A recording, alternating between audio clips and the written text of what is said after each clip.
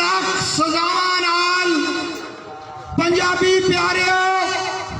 सब तो पहला मैं पंजाब नैशनल मूवमेंट ते इत्थे सारे इकट्ठे होने वाली पंजाबी कौम प्रेस तंजीमां नूं मुबारकबाद देना कि अज उन्होंने इस खराब मौसम के बावजूद बड़ी अच्छी शानदार ते जानदार रैली का बंदोबस्त किया है